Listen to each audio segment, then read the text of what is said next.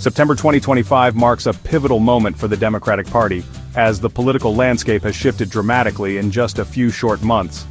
The party finds itself at a crossroads, facing challenges that few could have predicted only a year ago. Grappling with the aftermath of losing both the White House and the Senate, Democrats are coming to terms with the reality of being in the minority. The halls of power feel emptier, and the sense of loss is palpable among party members and supporters alike. The party is in deep reflection, questioning not only their recent strategies but also their fundamental connection with voters across the country. Many are asking tough questions about what went wrong and how to rebuild trust. Urgency looms as they seek a new path to regain public trust before the next elections. Time is of the essence, and every decision now carries extra weight.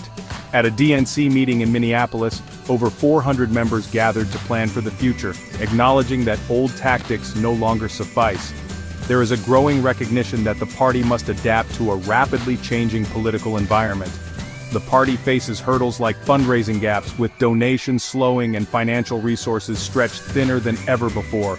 And declining poll numbers, especially among younger voters, have raised alarms about the party's ability to inspire the next generation of leaders and supporters.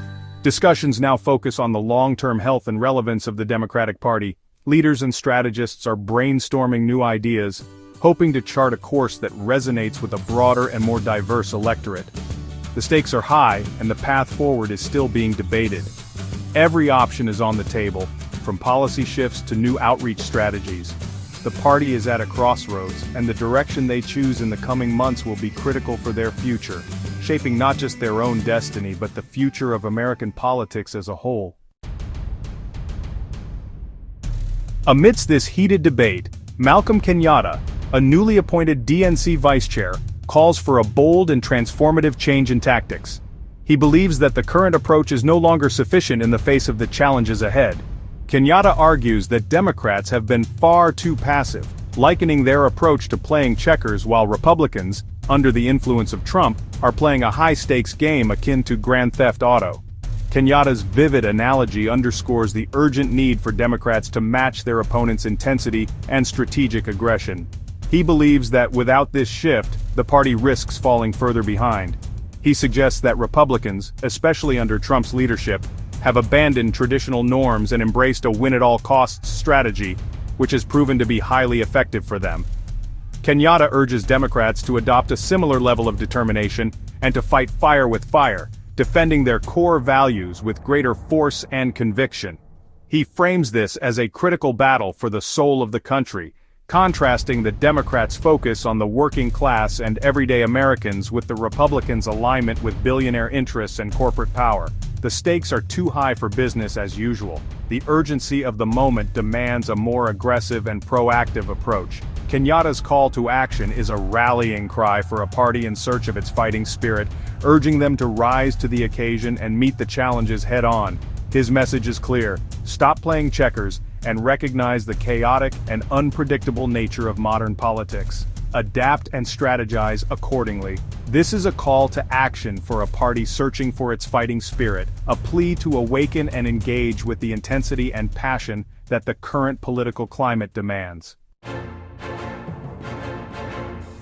Kenyatta's call for a combative approach is echoed by DNC Chair Ken Martin, who has become increasingly vocal about the need for a new strategy within the Democratic Party. Martin openly criticizes what he sees as the party's tendency toward caution and compromise, famously saying Democrats bring a pencil to a knife fight while their opponents come fully armed. This sharp analogy underscores the urgent need for Democrats to adopt a more aggressive and strategic posture in the ongoing political battles, rather than relying on outdated playbooks. Martin's growing frustration signals a significant shift in thinking at the top of the party's leadership, as they recognize the stakes have never been higher.